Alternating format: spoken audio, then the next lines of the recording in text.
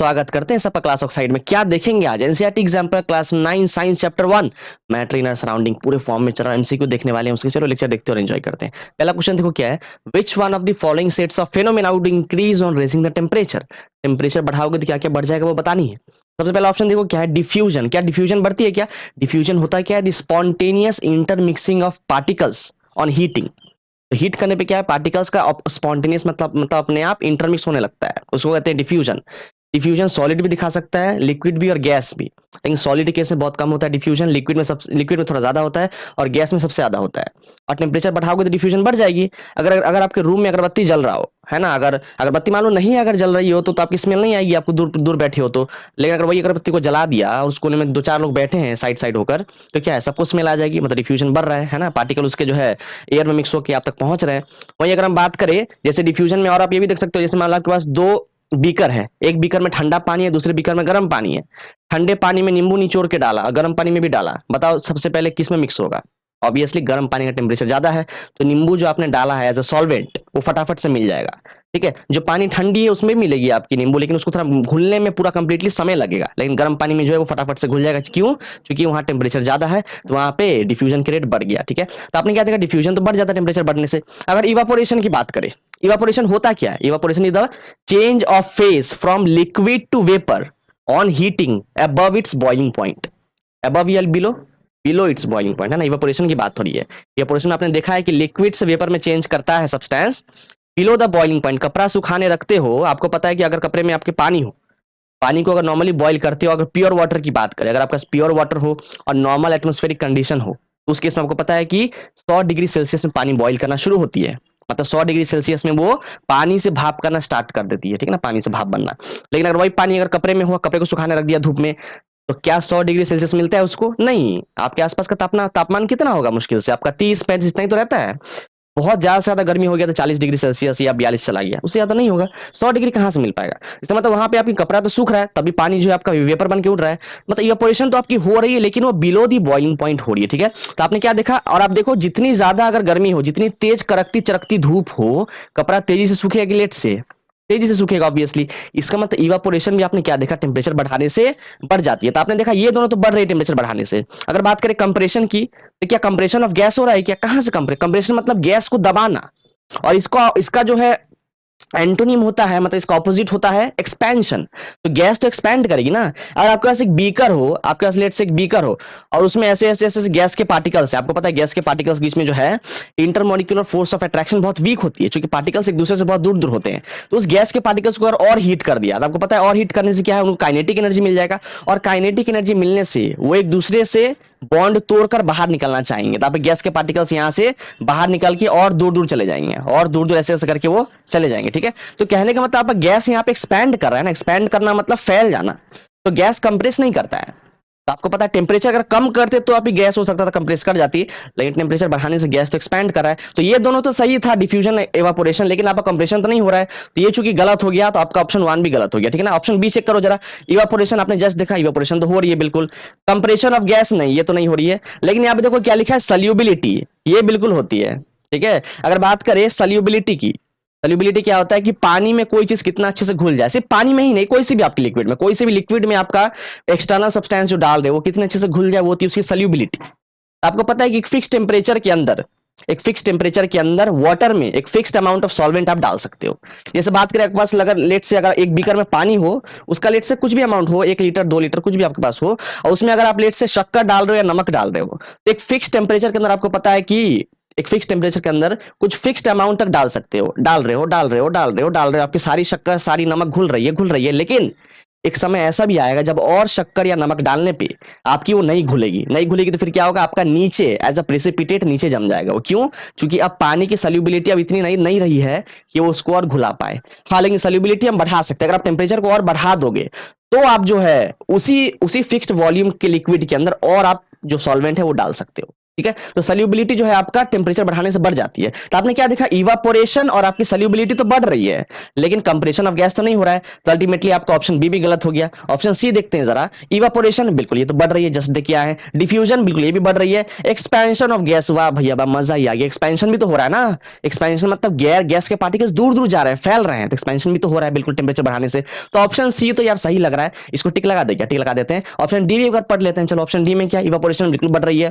सल्यूबिलिटी ये भी बढ़ रहा है ना। अगर आपको पता सल्यूबिलिटी बता चुके हैं, वो भी बढ़ती है आपकी। डिफ्यूजन हाँ वो भी बढ़ रही है, वाह भाई वाह। लेकिन कंप्रेशन तो नहीं हो रहा है गैस का, आपका गैस तो एक्सपैंड करता है। तो अल्टीमेटली आपका चूंकि ये ऑप्शन गलत हो गया, तो ऑप्शन डी भी गलत हो गया। तो आपका ऑप्शन सी अल्टीमेटली सही है। इवापोरेशन भी बढ़ रही है, डिफ्यूजन भी बढ़ रही है, और गैस का एक्सपेंशन भी हो रहा है। आगे बढ़ते हैं, अगला देखते हैं। इसके बाद देखो क्या है, आपका सीमा नाम की एक लड़की है, एक महिला है, वो क्या कर रही है, कंप्रेस गैस का जो यूनिट होता है नेचुरल कंप्रेसिंग गैस का, वहां पे उसने विजिट करा। जैसे कि आपको पता है कि आपको जो सीएनजी होता है, कंप्रेस्ड नेचुरल गैस, उसको हम यूज करते हैं एज अ फ्यूल। जिस तरीके से व्हीकल को रन करने के लिए हम डीजल का, पेट्रोल का इस्तेमाल करते हैं, उसका भी ऑल्टरनेटिव होता है हमारा natural gas, compressed natural gas जिसको बोलते हैं, जिसको हम यूज करके हम व्हीकल को रन कर पाते हैं। तो उसी के यूनिट में, मतलब उसी के फैक्ट्री में वो गई है। उसके बाद देखो क्या बोल रहा है, and found that the gas can be liquefied under specific conditions of temperature and pressure. तो वहां जाने के बाद सीमा ने क्या देखा, जब नेचुरल गैस कंप्रेसिंग यूनिट में गई, उसने देखा कि अच्छा भाई जो सीएनजी गैस है उसको वहां लिक्विफाई किया जा रहा है। लिक्विफाई किया जा रहा है, लिक्विफाई करना मतलब क्या, गैस को लिक्विड बनाया जा रहा है ना। लिक्विफाई करना मतलब गैस को लिक्विड में चेंज करना। अब जब चेंज किया जा रहा है तो वो एक स्पेसिफिक टेम्परेचर और प्रेशर के अंदर, है ना, एक स्पेसिफिक टेम्परेचर है और एक प्रेशर भी है, उसको मेंटेन करते हुए गैस को लिक्विफाई किया जा रहा है। तो हमको वही बताना है कि बताओ वो स्पेसिफिक टेम्परेचर और प्रेशर क्या रही होगी। वैल्यू की बात नहीं कर रहा है कि टेम्परेचर कितना दिया, प्रेशर कितना किया, वो उसकी बात नहीं कर रही है। सिंपली पूछ रहा है क्या प्रेशर बढ़ाया या कम किया, या टेम्परेचर बढ़ाया या कम किया, उसके बेसिस पे पूछ रहा है। ठीक है, तो आप मुझे खुद ही बताओ, अगर आपको लिक्विफाई करना है गैस को, आपको पता है कि अगर गैस की बात करें, उसके पार्टिकल्स काफी दूर दूर होते हैं। जैसे अगर मान लो मेरे पास यहाँ पे एक बीकर है इस तरीके से, और गैस के पार्टिकल्स काफी दूर दूर होंगे, एक अगर यहाँ होगा तो दूसरा यहाँ, तीसरा यहाँ, ऐसा यहाँ। और अगर अगर ये मेरे पास लेट से ये गैस का था, ये गैस की बात करें, अगर मेरे पास लिक्विड होता है ऐसे करके, अगर ये लेट से आपकी लिक्विड है, आपको पता है लिक्विड के अंदर जो है इंटरमोलिकुलर फोर्स ऑफ अट्रैक्शन थोड़ा ज्यादा होता है एज कंपेयर टू गैस। मतलब यहाँ पे पार्टिकल्स आपके कंपेरेटिवली गैस के मुकाबले थोड़े पास पास होंगे, ऐसे ऐसे देखो, गैस के मुकाबले कंपेरेटिवली पास पास है। तो आप देखो, दूर दूर वाले पार्टिकल्स को पास पास लाना है तो क्या करना पड़ेगा, ऑब्वियसली आपको उसकी प्रेशर को बढ़ानी पड़ेगी। अगर आप ऊपर से लेट से ऐसे पिस्टन लगा के, अगर मेरे पास ऊपर ऐसे पिस्टन हो, है ना, पिस्टन से जो है ऐसे करके दबा रहे हैं, देखो ऊपर से करके हम फोर्स लगा रहे हैं, लेट से एफ अमाउंट ऑफ फोर्स लगा के मैं पिस्टन को दबा रहा हूँ नीचे की तरफ। तो पिस्टन को दबाओगे तो ऑब्वियसली आपके जो गैस के पार्टिकल से पास पास आएंगे, और जब पास पास आते जाएंगे आते जाएंगे आते जाएंगे आते जाएंगे, तो आपकी क्या वो लिक्विफाई कर जाएगी। तो ये तो प्रेशर की रोल था कि प्रेशर हम बढ़ा रहे हैं। टेम्परेचर का रोल क्या है, क्या टेम्परेचर भी बढ़ाएंगे क्या ना। आप एक बात समझ लो, किसी भी स्टेट में चेंज लाने के लिए प्रेशर और टेम्परेचर दोनों का रोल होता है।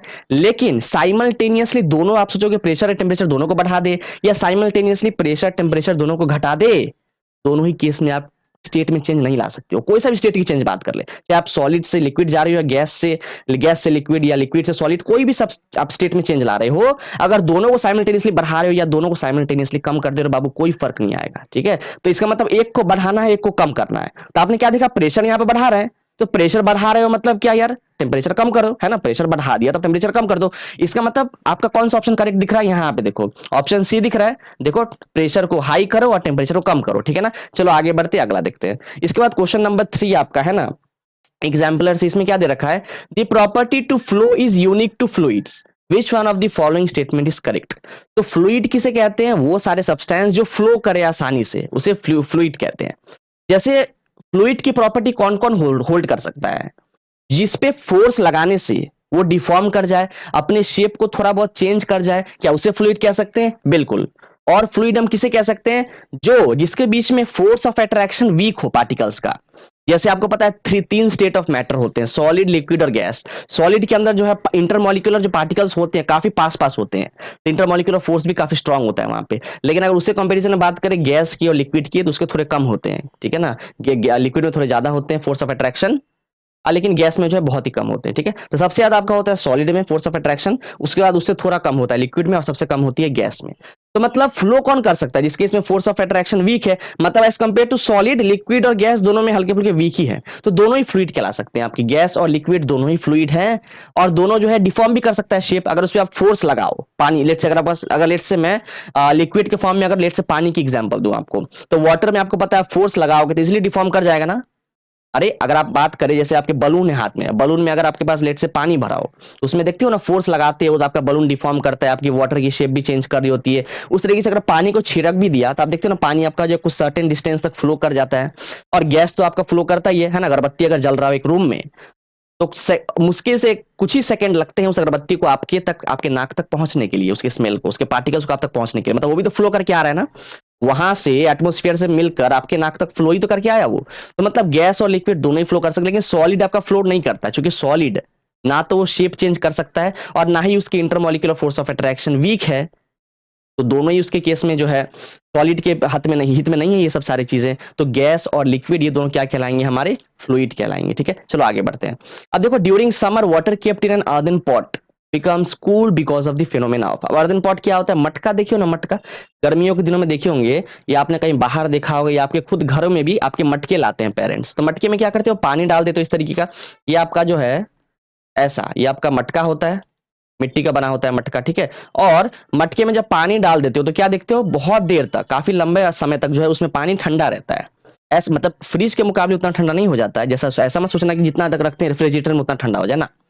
रेफ्रिजरेटर के मुकाबले कम ठंडा होता है, लेकिन हाँ ठंडी तो रहती है, तभी काफी हद तक ठंडी रहती है पानी उसके अंदर। तो वही बोल रहा है कि अर्दन पॉट के अंदर पानी इतना ठंडा कैसे रहता है, उसमें कौन सा फिनोमेना ऐसा हो रहा है जो पानी उसके अंदर ठंडा है। देखो पहले आपको मैं बता दूं कि आपके अर्दन पॉट के पूरे सरफेस में, मतलब ऊपर नीचे आगे पीछे हर जगह छोटे छोटे पोर्स होते हैं। पोर्स मतलब छोटे छोटे होल्स होते हैं उसके अंदर, ठीक है, बहुत सारे होते हैं, बहुत सारे, अनगिनत बहुत सारे होल्स होते हैं।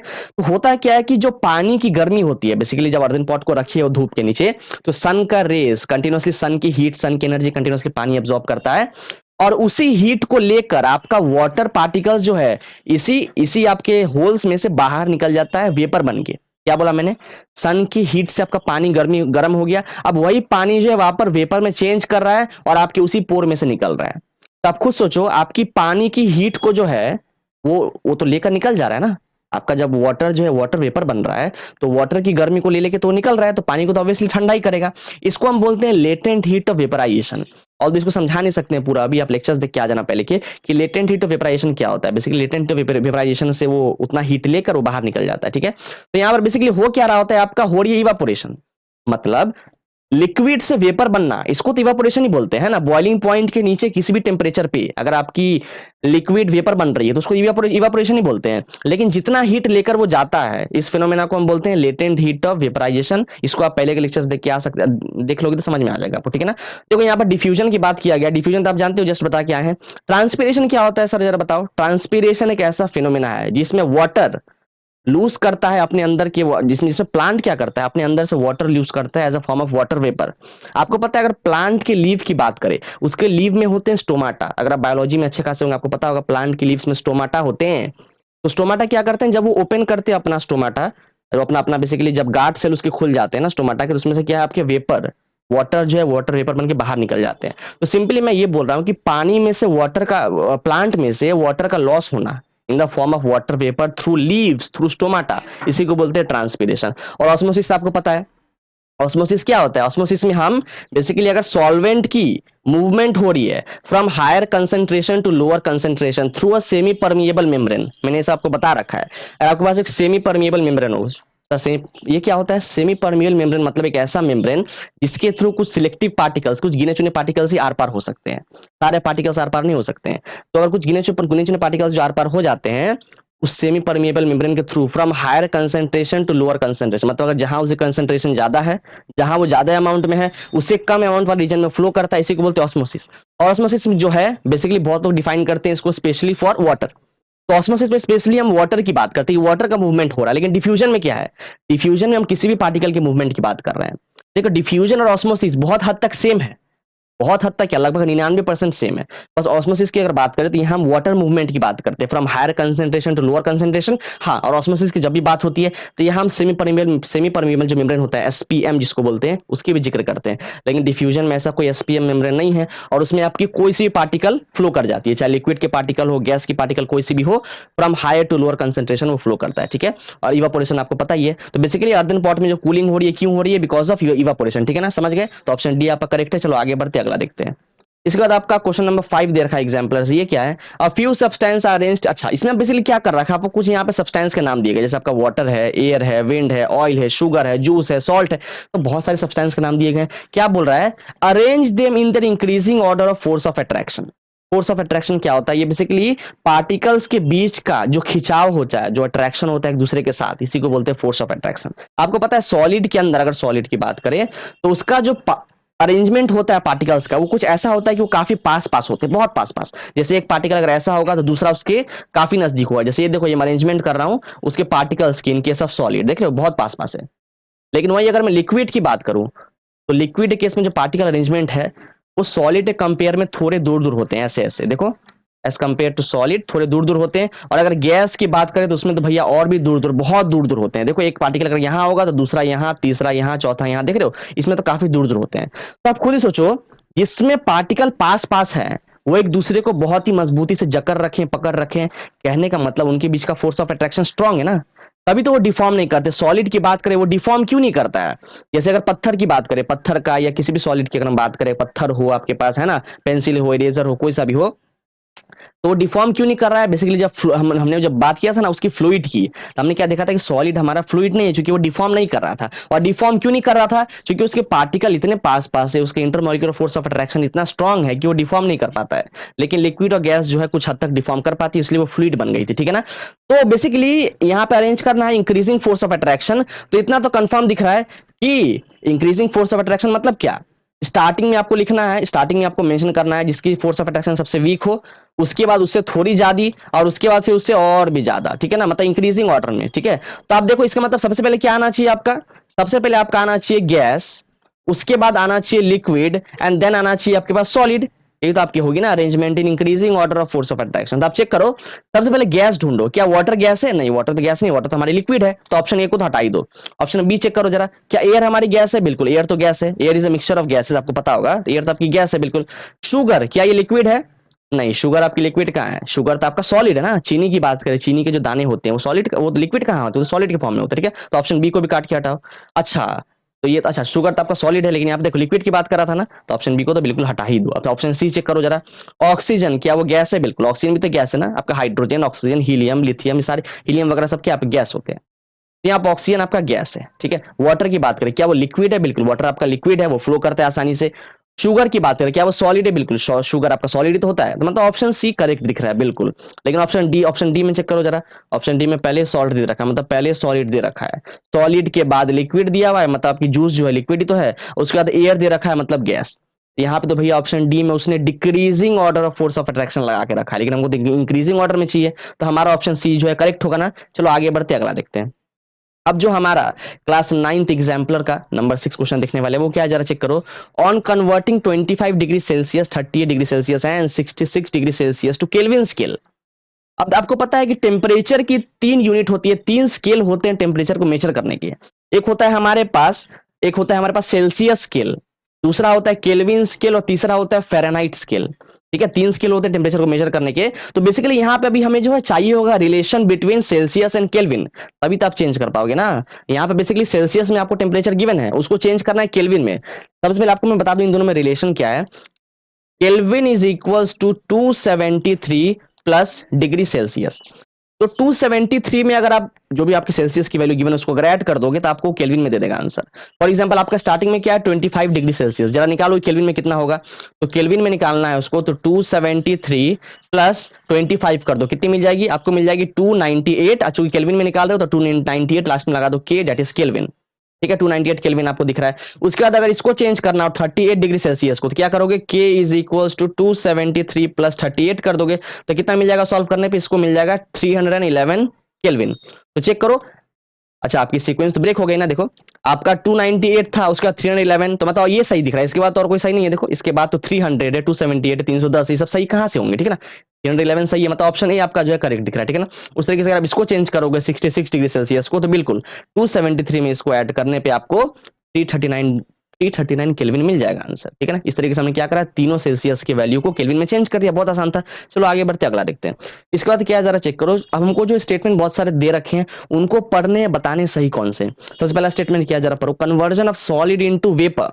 Without passing through the liquid state is called sublimation. अच्छा पहले आपको यहाँ मैं बता दूं, जैसे यहाँ पे मेरे पास फॉर एग्जांपल सॉलिड है, लेट्स से सॉलिड के फॉर्म में अगर मैं बर्फ को ले लूं, ठीक है, आपका सॉलिड कुछ भी हो सकता है, मैं बेसिकली सॉलिड के फॉर्म में बर्फ को ले रहा हूँ, आइस को ले रहा हूँ, ठीक है। लेट्स आपके पास यहाँ पे आइस है, ठीक है, और लेट्स से यहाँ पे आपके पास ये पानी है, बेसिकली बीकर में लेट्स से आपका ये वाटर रखा हुआ है, ठीक है, ये आपकी वाटर है, और यहाँ पे लेट्स से ये जो है आपका ये वाटर वेपर है, बेसिकली ये वाटर जो है जब गैस बन जाता है इसको वाटर वेपर बोलते हैं, ये आपका क्या है वाटर वेपर, ठीक है। अब जरा चेक करो, अगर आपको यहाँ पे क्या बोल रहा है, conversion of solid into vapour without passing through liquid, तो सॉलिड को हम डायरेक्टली क्या बना रहे हैं, वेपर बना रहे हैं, मतलब इस सॉलिड को डायरेक्टली गैस बना रहे हैं बिना लिक्विड फेज से पास करे, तो क्या इसको हम सब्लिमेशन बोलते हैं? क्या इसको सब्लिमेशन बोलते हैं? बिल्कुल, आपको पता है the direct change of state from solid to vapour, है ना, इसको हम सब्लिमेशन ही तो बोलते हैं। बिल्कुल, तो ऑप्शन ए ही तो करेक्ट दिख रहा है। क्या इसी को टिक कर देगा और थोड़ा पढ़ ले, चलो और सबको थोड़ा पढ़ लेते हैं, इसका जरा चेक करो, इसको पढ़ते हैं नंबर बी को, conversion of vapour into solid, conversion of vapour मतलब यहां से यहां जा रहा है, conversion of vapour into solid without passing through liquid state is called vaporisation ना। वेपर स्टेट से डायरेक्टली सॉलिड स्टेट में आना, इसको तो डिपोजिशन बोलते हैं, याद है हमने बताया था। अगर सॉलिड से डायरेक्ट वेपर जाओ तो इसको बोलते हैं सब्लिमेशन, और अगर वेपर से डायरेक्टली सॉलिड में आओगे अगर कूल करके तो उसको हम बोलते हैं डिपोजिशन। लेकिन यहाँ पे बात करा गया वेपराइजेशन का, ठीक है, ये तो नहीं हो जाएगा, ये गलत हो गया। उसका ये जरा चेक करो, conversion of vapour into solid without passing through liquid state, conversion of vapour into solid, अच्छा फिर यहां से आने की बात हो रही है, वेपर से सॉलिड की बात कर रहा है, without passing through liquid state is called freezing ना। इसको फ्रीजिंग कहां बोलते हैं, इसको तो डिपोजिशन बोलते हैं। फ्रीजिंग किसको बोलते हैं, जब आप लेट से लिक्विड को सॉलिड बना रहे होते हैं, आपको पता है जब पानी को, है ना, जब पानी को जब फ्रीज में डाल देते हो रेफ्रिजरेटर में, तो कुछ ही मिनटों बाद क्या है वो ठंडा हो जाता है, आपका ठंडा होकर बर्फ बन जाता है, तो उसको बोलते हैं फ्रीजिंग। बेसिकली लिक्विड से सॉलिड स्टेट में चेंज करना, टेम्परेचर को लो कम करके ठंडा करके, ठीक है, उसको हम फ्रीजिंग तो नहीं बोलते हैं। अभी वाले जो कंडीशन की बात करिए इसको हम क्या बोलते हैं, डिपोजिशन बोलते हैं। ये हमारा स्टेटमेंट जो है गलत हो गया।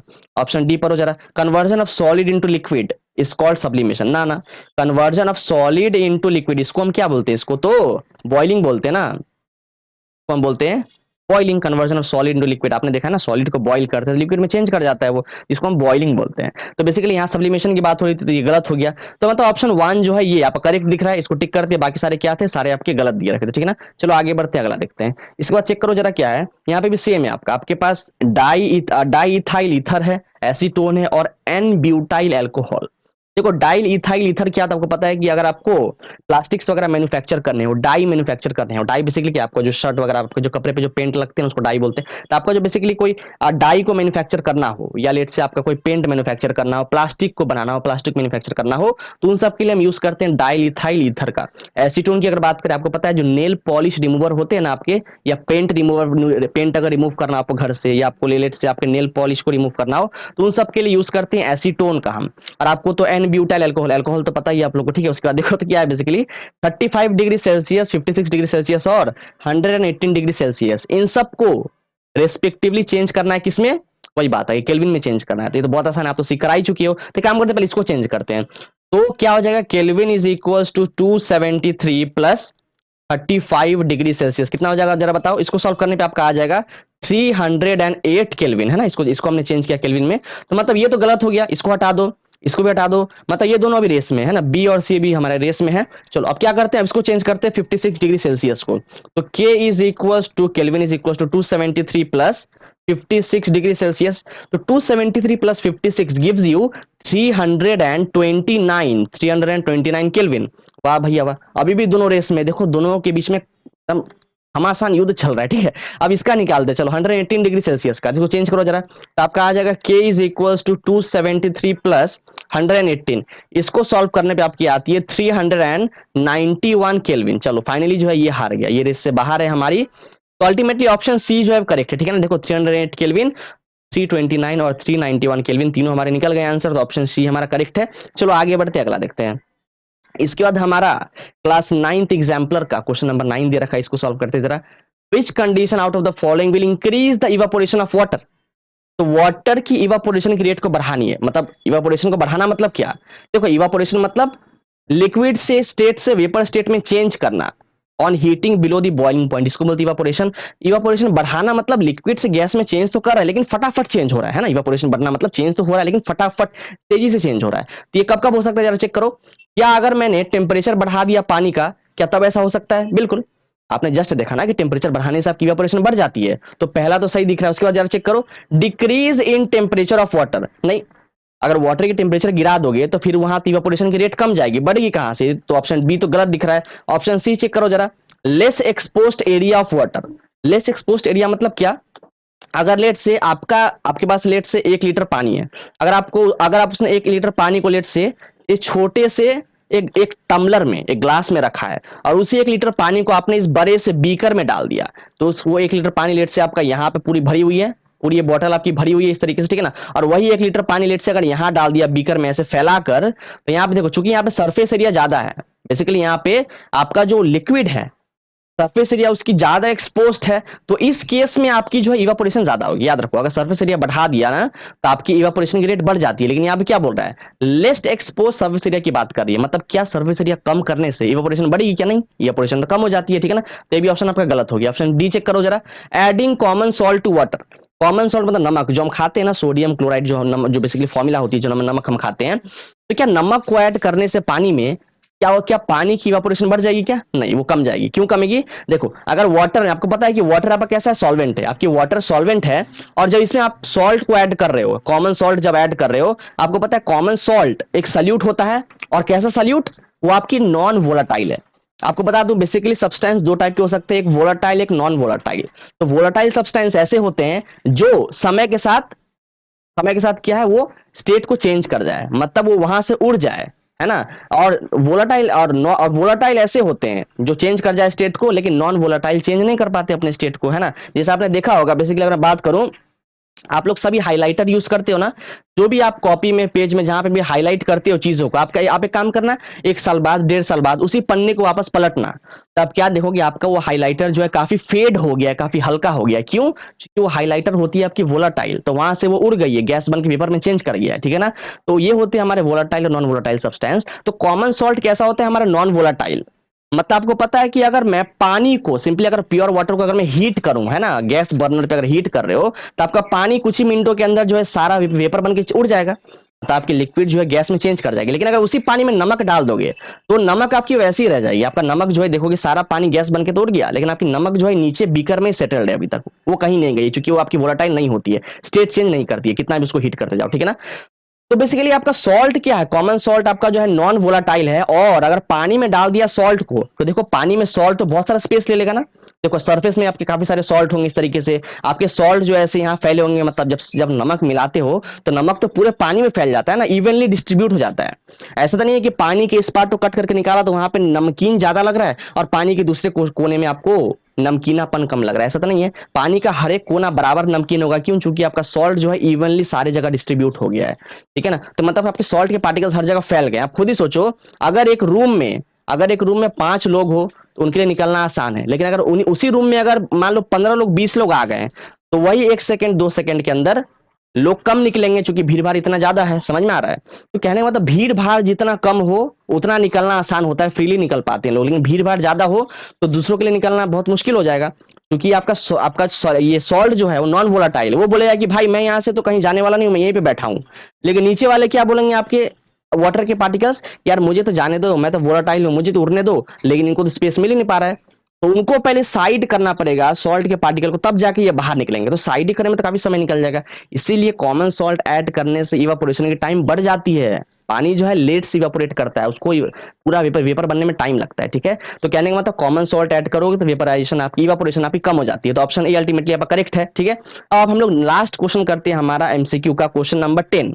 ये आपके साइंस क्लास 9 एग्जाम्पल का क्वेश्चन नंबर 10 होने वाला है। ये लास्ट क्वेश्चन देखते हैं, in which of the following conditions the distance between the molecules of hydrogen gas would increase.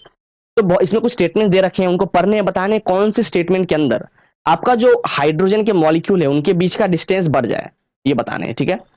पहला देखो क्या दे रखा है, increasing pressure on hydrogen contained in a close container. तो आपके पास अगर लेट से एक कंटेनर है जो कि क्लोज्ड कंटेनर, बेसिकली ऊपर से कंटेनर ढका हुआ है, खुली हुई नहीं है, और इसके अंदर लेट से आपके हाइड्रोजन के इस तरीके से मॉलिक्यूल्स रखे हैं, ऐसे ऐसे ऐसे ऐसे आपके हाइड्रोजन के पार्टिकल्स ऐसे हैं, ठीक है। आपको पता है हाइड्रोजन कैसे होती है, गैस होती है, आपके हाइड्रोजन के गैस यहाँ पर रखे हैं। अगर ऊपर से लगाओगे प्रेशर, सोचो ऊपर से अगर प्रेशर लगा रहे हो पिस्टन से, तो कुछ ही सेकंडों में क्या हो जाएगा, प्रेशर लगाने से नीचे की तरफ आपके पार्टिकल्स तो और पास पास आ जाएंगे ना। लेट से आपका पिस्टन जो है यहाँ से अब यहाँ पे आ गया है, दब गया है, नीचे नीचे आ चुका है। तो आपके ये पार्टिकल्स पहले पूरे फैले हुए थे, अब तो ये पार्टिकल्स और पास पास आ गए हैं, ऐसे ऐसे देखो और पास पास आ गए हैं। ऐसा ही तो करते हैं ना, जब लिक्विफाई हम करते हैं तो आपके पार्टिकल्स को पास पास ही तो लाते हैं। तो बेसिकली प्रेशर बढ़ाने से क्या आपके हाइड्रोजन मॉलिक्यूल्स के बीच में क्या डिस्टेंस बढ़ रहा है? नहीं बढ़ रहा है। अरे हाइड्रोजन के मॉलिक्यूल्स तो और पास पास आ गए ना, डिस्टेंस बढ़ना मतलब क्या, दूर दूर जाते तो डिस्टेंस बढ़ते, तो और पास पास आ रहे हैं प्रेशर बढ़ाने से, मतलब पहला कंडीशन तो सही नहीं दिख रहा है। ठीक है, नेक्स्ट पढ़ते हैं। इसको पहले मैं रब कर दूं इस पोर्शन को। हाँ, अगला क्या है जरा चेक करो। Some hydrogen gas leaking out of container. हाँ, ये सही दिख रहा है। और आपके पास एक कंटेनर हो और लेट से उस कंटेनर में कहीं से अगर छोटी सी छेद हो और यहाँ पे आपके पास हाइड्रोजन गैस हो, ऐसे ऐसे हाइड्रोजन के गैस रखे हैं ऐसे ऐसे बहुत सारे, तो आपके हाइड्रोजन के मॉलिक्यूल्स इसके अंदर है। और अगर इसमें अगर लीक है छोटा सा, तो इसमें से क्या होगा, धीमे धीमे कर करके धीमे धीमे कर करके आपके हाइड्रोजन के मॉलिक्यूल्स यहाँ से बाहर निकलेंगे और वो आपके एटमोस्फेयर में चले जाएंगे। तो इस तरीके से बाहर निकल के एटमोस्फेयर में चले जाएंगे। आप खुद ही सोचो एटमोस्फेयर में जाने के बाद क्या होगा। फिर आपका ये कुछ ऐसा दिखेगा। आपका बीकर में अब जो है आपके थोड़े से गैस के पार्टिकल्स बचे हुए हैं और वो ऐसे ऐसे हैं। मान लो अगर 5 गैस के पार्टिकल्स हो तो एक यहाँ होगा, एक यहाँ, एक यहाँ, एक यहाँ, एक यहाँ, दूर दूर होंगे काफी। तो देखो यहाँ भी क्या, चूंकि देखो पहले तो काफी पास पास थे, देखो पहले इनके बीच का डिस्टेंस काफी कम था, अब देखो डिस्टेंस तो बढ़ गया ना, तो गैस के पार्टिकल्स बाहर निकल गए बहुत सारे। लीकेज के कारण आप गैस के पार्टिकल्स बाहर निकल गए। देखो इनके बीच का क्या डिस्टेंस काफी बढ़ गया। देखो इनके बीच का फिर इन दोनों के बीच का चेक करो कितना डिस्टेंस बढ़ गया है। तो मतलब इंटरमोल, तो इसका मतलब कहने का मतलब ये कंडीशन सही दिख रहा है हमें कि अगर हमारा गैस लीक करके बाहर निकल जाए तो हाइड्रोजन के मॉलिक्यूल्स के बीच का स्पेस बढ़ते हुए दिख रहा है। बिल्कुल, तो ये स्टेटमेंट करेक्ट दिख रही है, इसको मैं टिक करता हूं। ऑप्शन 3 क्या है उसको जरा पढ़ते पहले मैं इसको रब कर दूं ताकि आपको दिखाई दे सारे स्टेटमेंट सही से। ऑप्शन सी क्या है, increasing the volume of container of hydrogen gas. Volume बढ़ाने की बात कर रही है। मतलब अगर लेट से आपका छोटा सा यहाँ पे लेट से एक टम्बलर में ग्लास में हाइड्रोजन गैस रखी है और उसी ग्लास से हटाकर अगर उसको बीकर में एक टैंक में डाल दिया उसी हाइड्रोजन गैस को, आपको पता है गैस को जिस भी कंटेनर में रखोगे उसका शेप वो ले लेगा। अगर इस कंटेनर में है तो उस पूरे में वो फैल जाएगा। अगर आपके बड़े से कंटेनर में रखा उसको तो उस बड़े से कंटेनर में पूरा पूरा देखो ऐसे ऐसे ऐसे पूरा फैल जाएंगे। कहने का मतलब छोटे से टम्बलर में रखो उसमें भी पूरा फैल जा रहा है, और उससे हटा के बड़े से आप कंटेनर में रखो, उसको टैंक में रखो, उसमें भी क्या पूरे पूरे फैल जा रहा है। तो मतलब यहां से यहां जाते वक्त हम वॉल्यूम बढ़ा ही तो रहे ना, मतलब उसकी शेप को जिसमें भी वो रखा हुआ है, जिस भी कंटेनर में रखा है उस कंटेनर की साइज को बढ़ा रहे हैं, मतलब उसकी वॉल्यूम बढ़ा रहे हैं। और वॉल्यूम बढ़ाने से आप देख रहे हो बिल्कुल स्वाभाविक यहाँ पे दिख रहा है कि आपका जो है उसके बीच का डिस्टेंस बढ़ते हुए दिख रहा है। तो ऑप्शन सी जो है ये भी करेक्ट दिख रहा है, इसको भी टिक करते हैं। ऑप्शन 4 पढ़ो जरा, adding more hydrogen gas to the container without increasing the volume. वाह भाई वाह, ये देखो क्या बोल रहा है। मतलब आपकी लेट से ये आपकी जो है ये आपके पास कंटेनर है, इसके अंदर हाइड्रोजन गैस रखे हैं। लेट से आपके फॉर एग्जांपल यहाँ पे 10 आपके जो ऐसे गिन के 10 आपके हाइड्रोजन गैस के पार्टिकल्स हैं। अब लेट से कंटेनर का वॉल्यूम में नहीं बढ़ा रहा हूं, उल्टे में इसमें क्या कर रहा हूं, और हाइड्रोजन गैस ऐड कर रहा हूं। अगर सोचो और हाइड्रोजन गैस ऐड कर दिया तो इसमें तो और बढ़ जाएंगे, हाइड्रोजन गैस के पार्टिकल्स और बढ़ जाएंगे। तो यहां पर तो क्या होगा भाई, यहां पे तो डिस्टेंस बढ़ने के बजाय डिस्टेंस तो और कम ही हो गई, क्योंकि यहाँ पे हाइड्रोजन गैस वॉल्यूम, हाँ अगर वॉल्यूम बढ़ा देते है ना, अगर वॉल्यूम बढ़ाते तब जाके अगर एक्स्ट्रा ऐड करते हाइड्रोजन गैस को, तो हो सकता था कि वॉल्यूम में थोड़ा बहुत चेंज देखने को मिलता हो, वॉल्यूम आपकी बढ़ सकती थी।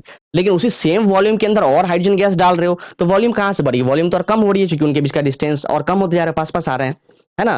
अरे अगर आपके भीड़ ज्यादा होंगे तो एक दूसरे से आप ज्यादा चिपक चिपक के चलोगे, लेकिन भीड़ कम होगी तो क्या है, एक वहां से चलेगा एक यहाँ, एकदम आराम से हाथ दोनों फैला के चलोगे, है ना। लेकिन भीड़ अगर ज्यादा हो तो आप देखते हो ना, जहाँ पे भीड़ ज्यादा होती है लोग काफी सट सट के एक दूसरे से जो है चिपक चिपक के चलते हैं, ठीक है। तो मतलब उनके बीच का जो है डिस्टेंस काफी कम हो जाता है, इंटरमोलिकुलर अट्रैक्शन बहुत कम हो जाता है, ज्यादा हो जाता है, ठीक है।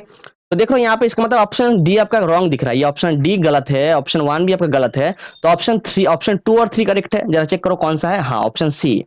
देखो ऑप्शन सी में आपका दे रखा है 2 एंड 3, तो बिल्कुल 2 एंड 3 करेक्ट है। मतलब आपका दोनों स्टेटमेंट 2 और 3 पढ़ के समझ में आ रहा है कि आपके दोनों केसेस में हाइड्रोजन गैस के बीच का मॉलिक्यूल्स उनका डिस्टेंस बढ़ जाएगा वो सारी चीजें करने से, ठीक है ना।